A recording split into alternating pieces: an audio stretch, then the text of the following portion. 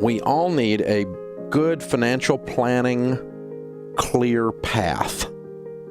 A clear path to go from wherever I am to wealthy.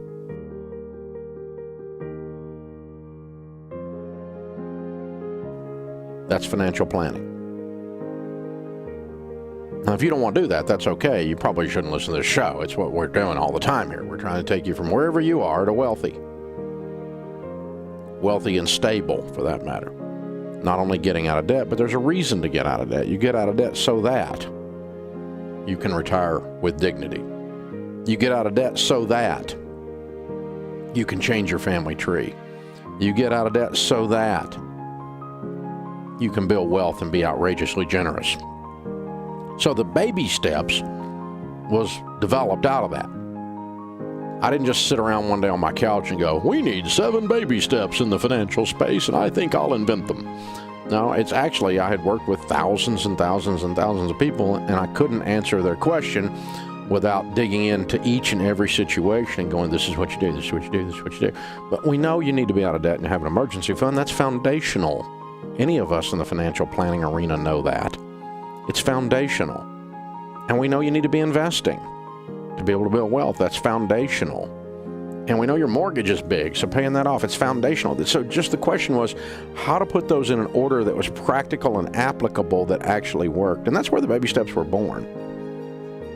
And you know the reason that they've been so successful, why the book, The Total Money Makeover, which is basically the baby steps on steroids, why it's been so successful is because it's a clear path and it's based on basic financial planning logic. And it works. And so even my friends in the financial planning community that don't like me grudgingly admit that the baby steps is freaking genius. And because it is. It is. Not because I'm genius, but because it's a clear path, and we all need a clear path to do whatever it is we're going to succeed at. What are the things I need to do to get to winning if I'm not winning? What's the steps? What's the clear path? We all need that. Well, the moral of the story is develop a clear path to something. Find someone that has a clear path to it. You're wanting to lose weight? What's the clear path to losing weight? You want to improve your marriage? What's the clear path to improving your marriage? What do you do? Do this, and then find a proven process, a proven plan, and then don't try to fix it. Because if you already had it figured out, you'd already be there. So don't fix somebody else's clear path, somebody else's process that's already working. Have you ever had anything more aggravating than a friend of yours asks you to lunch and says, hey, I'm having trouble in my marriage, what do you think? And then you tell them and they don't do any of it.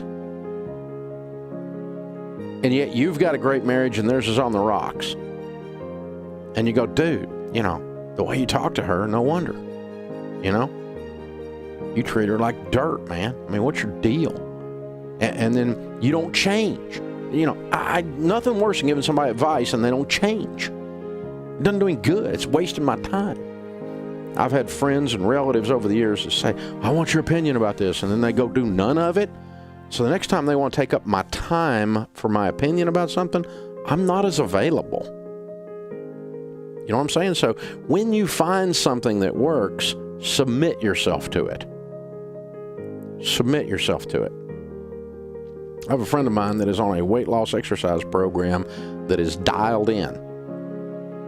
And she has lost 65 pounds and is in great shape. But you know what she did? She did not try to fix any of their system.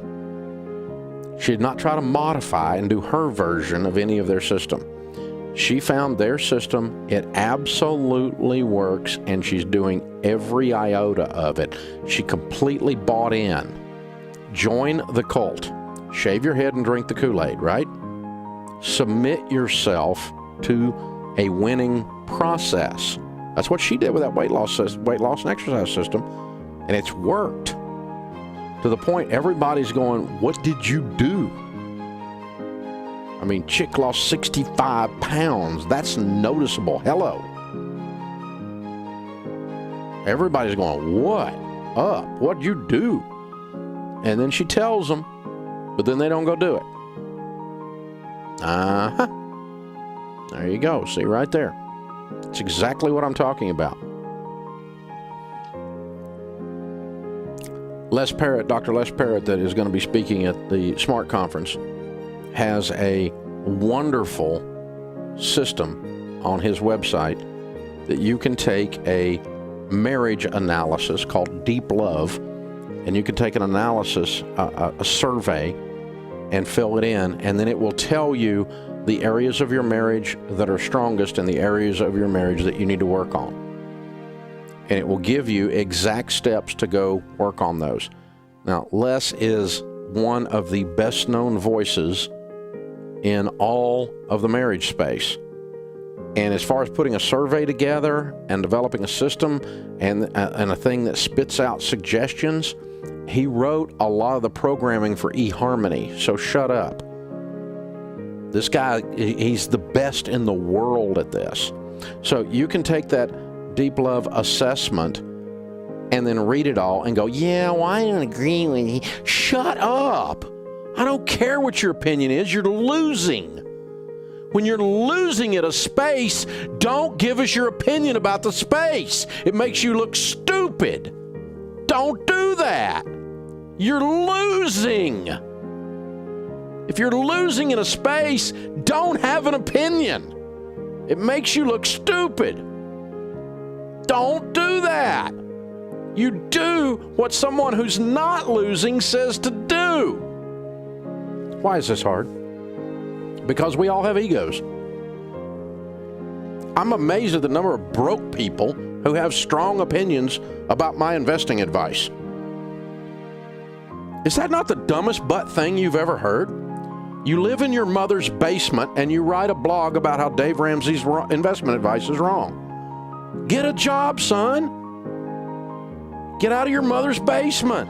Nobody cares what your opinion is when you live in your mother's basement about finances. You're a broke loser.